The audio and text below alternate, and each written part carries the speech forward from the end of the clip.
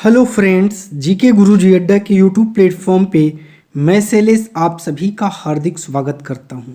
प्यारे साथियों, जैसे कि आप सभी को पता होगा, आप सभी का रीट का एग्ज़ाम फरवरी माह में होगा। उसी को ध्यान में रखते हुए हम आपके लिए एसएसटी की इम्पॉर्टेंट क्लासेस शुरू करते हैं। आज हम लोग सैंधव सभ्यता के बारे में पढ़ेंगे और इतना ही नहीं, सैंधव सभ्यता से बनने वाले जितने भी प्रश्न हैं वो सभी आपके इस वीडियो में क्लियर करने का प्रयास करेंगे। अगर वीडियो बहुत लंबी बनेगी तो वीडियो को 2 पार्ट में भी करने का प्रयास करेंगे।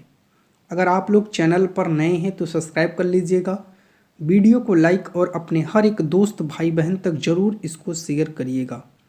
तो चलिए चलते हैं अपने सबसे पहले टॉपिक पर, जिसका नाम है सिंधु घाटी की सभ्यता या हड़प्पा सभ्यता। सबसे पहला पॉइंट है, साधारणतः सिंधु सभ्यता अन्य किन नामों से जानी जाती है, इसे किन किन नामों से जाना जाता है। तो यहाँ से एक क्वेश्चन बहुत बढ़िया बनता है। इसका एक नाम है सिंधु सभ्यता, सिंधु घाटी की सभ्यता, हड़प्पा सभ्यता एवं कांस्य युगीन सभ्यता। तो इसी का नाम है कांस्य युगीन सभ्यता। याद रखिएगा, इसको जरूर याद रखिएगा। हड़प्पा संस्कृति की जानकारी का प्रमुख स्रोत क्या है? हड़प्पा नाम की कोई संस्कृति थी। अगर आपको इसकी जानकारी का एक मुख्य स्रोत चाहिए तो वो है पुरातात्विक खनन, अर्थात जो उत्खनन हुए हैं उससे हमें ये पता चलता है कि इस नाम की कोई संस्कृति थी। ठीक है, चलिए अब हम लोग चलते हैं आगे और देखते हैं आगे क्या क्या चीज़ें हैं। सिंधु सभ्यता किस काल से संबंधित है आपको बताना है। ये आपसे पूछता है कि जो सिंधु सभ्यता है किस काल से इसका संबंध है। तो आद्य ऐतिहासिक काल से इसका संबंध है। याद रखिएगा, सिंधु सभ्यता का क्षेत्रफल कितने लाख वर्ग किलोमीटर का है? तो ये भी याद रखिएगा, लगभग 13 लाख वर्ग किलोमीटर में ये विस्तृत थी। इतना बड़ा जो है इसका क्षेत्रफल था।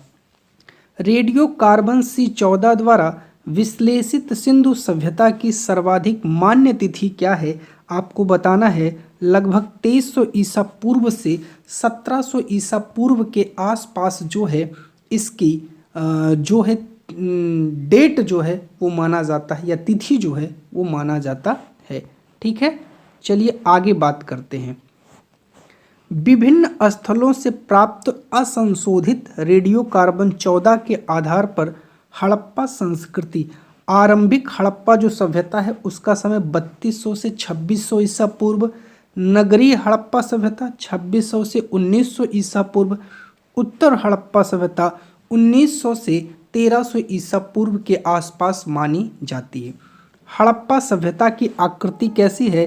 त्रिभुजाकार है। याद रखिएगा, जैसे एक त्रिभुज होता है तो त्रिभुजाकार है। मोस्ट इम्पॉर्टेंट है, स्टार लगा लीजिएगा। आगे कह रहा है हड़प्पा संस्कृति मानी जाती है एक कांस्य युगीन तथा आद्य ऐतिहासिक संस्कृति के रूप में इसको जाना जाता है। याद रख लीजिएगा। ठीक है भैया, चलिए आगे चलते हैं। देखिए, वीडियो अगर अच्छी लग रही हो तो इसको जो है सब्सक्राइब ज़रूर करिएगा प्यारे दोस्तों। ठीक है, चलिए आगे बात कर लेते हैं इसका विस्तार। देखिए, सिंधु सभ्यता का विस्तार, ये मैप बहुत अच्छे से समझिएगा। ठीक है, सिंधु सभ्यता उत्तर में मांडा, जम्मू कश्मीर, तो ये है आपका, मान लीजिए भारत, ये है उत्तर का हिस्सा। यहाँ पड़ता है आपका मांडा।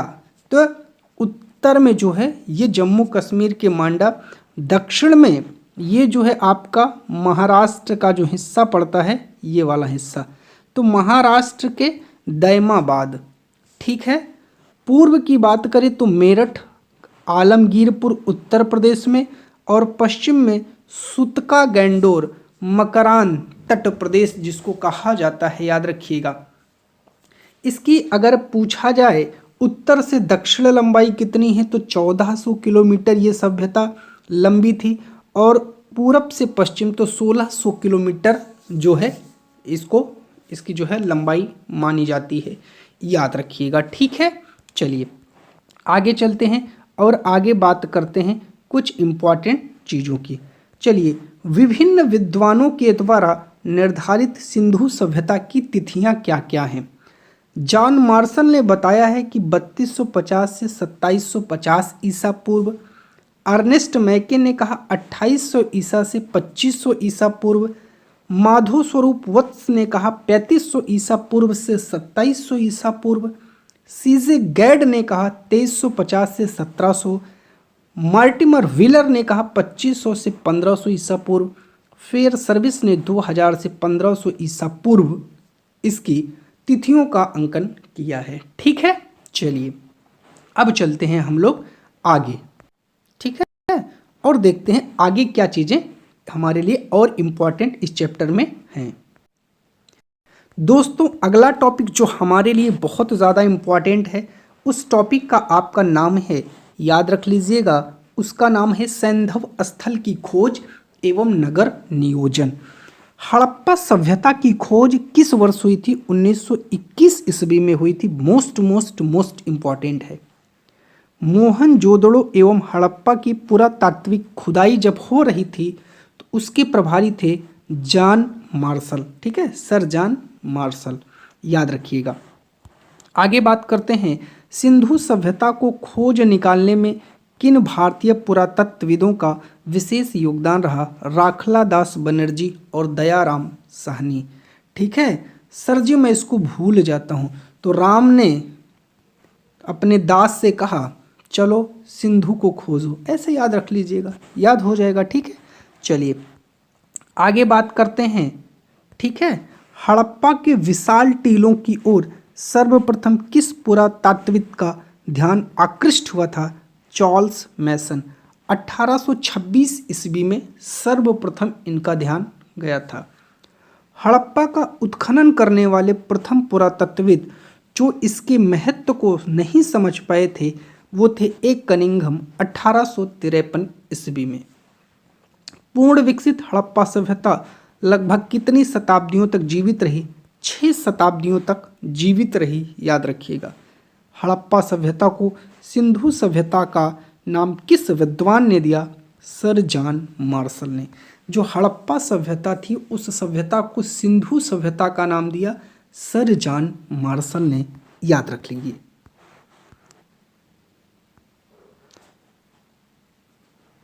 याद रखिएगा।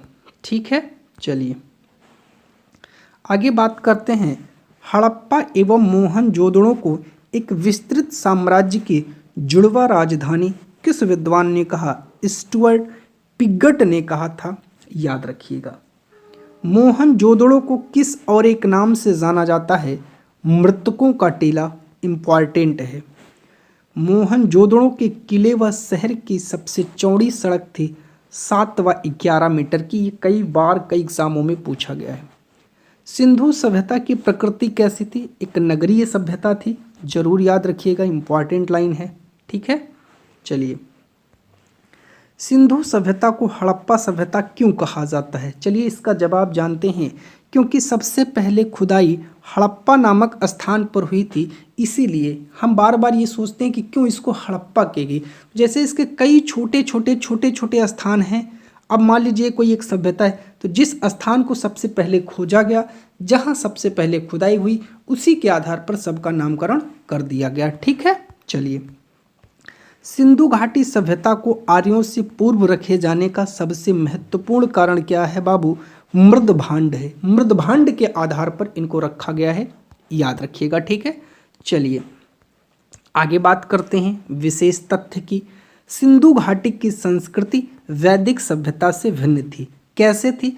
क्योंकि इनके पास नगरीय सुविधा थी, इनके पास चित्रलेखीय लिपि थी, इनको लोहा एवं रक्षा शास्त्रों के ज्ञान का अभाव था। ये 3 पॉइंट आपके लिए इम्पॉर्टेंट हैं, इनको छाप लीजिएगा। ठीक है, चलिए आगे चलते हैं और आगे देखते हैं हमारे लिए क्या इम्पॉर्टेंट है। ठीक है, चलिए आगे है, सिंधु सभ्यता के किस स्थल को पत्तन या न जो है पत्तर नगर के नाम से जानते थे? लोथल को। दधेरी एक परवर्ती हड़प्पीय पुरास्थल है पंजाब का, और हड़प्पा सभ्यता का सबसे बड़ा पुरास्थल है राखी गढ़ी। क्या है? राखी गढ़ी है। ठीक है, चलिए आगे चलते हैं, देखते हैं अगला टॉपिक हमारा क्या है। ठीक है, चलिए अगला है हड़प्पा संस्कृति के स्थलों का सर्वाधिक संकेंद्रण किन नदियों के किनारे प्राप्त हुआ है? घग्घर एवं हाकरा से, याद रखिएगा। ठीक है, चलते हैं अब अपने अगले टॉपिक पर। आगे हम लोग बात करते हैं हड़प्पा सभ्यता में कच्ची ईंटों से किलेबंदी किस काल को प्रदर्शित करती है? प्राक हड़प्पा काल को, याद रखिएगा। गोदावरी नदी घाटी क्षेत्र में विकसित सैंधव स्थल है दैमाबाद, याद रखिएगा। दैमाबाद किस नदी के किनारे स्थित है? तो गोदावरी नदी या इसे प्रवरा नदी भी कहते हैं, याद रखिएगा। ठीक है, चलिए। प्राक सिंधु सभ्यता और सिंधु सभ्यता के अवशेष किस स्थल से मिले हैं? बनावली एवं कालीबंगा से मिले हैं, याद रखिएगा। ठीक है, चलिए आगे बात करते हैं मेसोपोटामियाई, ठीक है, या मेसोपोटामियाई अभिलेखों में उल्लिखित मेलुहा की पहचान किसके साथ की जाती है? तो सिंध के एक क्षेत्र के रूप में की जाती है, याद रखिएगा। हड़प्पीय स्थल मांडा जो भारत की सीमा के सबसे उत्तरी छोर पर अंकित करता है किस नदी के तट पर है? चेनाब नदी के तट पर है, याद रखिएगा। आगे बात करते हैं हड़प्पीय संस्कृति का वह कौन सा पूरा स्थल है जहां से दुर्ग तथा नीचे के नगर दोनों अलग अलग रक्षा प्राचीर से घिरे मिले हैं? वो कालीबंगा है, याद रखिएगा। ठीक है, चलिए। सैंधव वासियों को निर्माण क्षेत्र में ज्ञात था कूपों का निर्माण करना, स्तंभों का निर्माण करना और नालियों का निर्माण करना। इन तीनों की जानकारी थी, मोस्ट इम्पॉर्टेंट है, याद रखिएगा। कच्छ क्षेत्र में स्थित हड़प्पी स्थल देसलपुर, सुरकोटदा एवं धौलावीरा है, याद रखिएगा। धौलावीरा कच्छ क्षेत्र के किस द्वीप पर है? कादिर द्वीप पर है, याद रखिएगा। ठीक है, चलिए आगे बात करते हैं खंभात क्षेत्र में स्थित हड़प्पी स्थल रोजदी, रंगपुर और लोथल है, याद रखिएगा। स्वतंत्रता के उपरांत भारत के किस राज्य में सैंधव स्थलों की सबसे अधिक खोज की गई? वो गुजरात है। ठीक है, ये कई बार एग्जामों में आया हुआ है। वह कौन से हड़प्पीय पुरास्थल हैं जो हिंदुकुश पर्वत श्रृंखला के उत्तर में स्थित हैं? सुरतगोई और मुंडी घाट मोस्ट इम्पॉर्टेंट हैं। ठीक है, चलिए आगे चलते हैं। आगे देखते हैं आगे हमारे लिए क्या इंपॉर्टेंट चीज़ें हैं। ठीक है, चलिए आगे देखते हैं कुछ इंपॉर्टेंट। बलूचिस्तान में स्थित हड़प्पीय पुरास्थल है डाबरकोट। ठीक है, सुतका गेंडोर, याद रखिएगा। सैंधव स्थल मोहनजोदड़ो की सबसे बड़ी इमारत विशाल अन्नागार जिसे ग्रेट ग्रैनरी भी कहा जाता है, याद रखिएगा। सिंधु घाटी में स्थित सैंधव सभ्यता के स्थल है मोहनजोदड़ो, चाहुंदड़ो, कोटदीजी। ठीक है, चलिए उत्तर प्रदेश में सिंधु सभ्यता के प्राप्त स्थल हैं आलमगीरपुर, सोथी, हुलास, ये सहारनपुर में पड़ता है। हड़प्पा सभ्यता के स्थलों से प्राप्त ईंटों का अनुपात 1:2:4 का है भैया, याद रखिएगा। ठीक है, चलिए आगे बात करते हैं। कह रहा है किस प्रारंभिक हड़प्पाई स्थल से दुर्गीकरण के साक्ष्य प्राप्त हुए हैं? कोटदीजी से।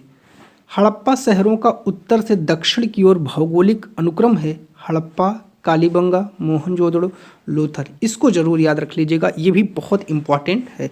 चलते हैं आगे। चलिए देखते हैं आगे क्या क्या चीज़ें हमारे लिए इम्पॉर्टेंट हैं और उनको भी हम लोग जल्दी से देख लेते हैं। चलिए आगे है झूकर संस्कृति का संबंध किस सैंधव स्थल से है? चाहुंदड़ो से है, याद रखिएगा। झूकर संस्कृति का संबंध परवर्ती हड़प्पीय संस्कृति से भी है, ये भी याद रखिएगा। भारतीय उपमहाद्वीप के किस भाग में हड़प्पा संस्कृति का उदय हुआ है? उत्तर पश्चिम भाग में इसका उदय हुआ है, याद रख लीजिएगा। ठीक है, चलिए दोस्तों आगे चलते हैं और देखते हैं आगे क्या चीज़ें हमारे लिए इम्पॉर्टेंट हैं।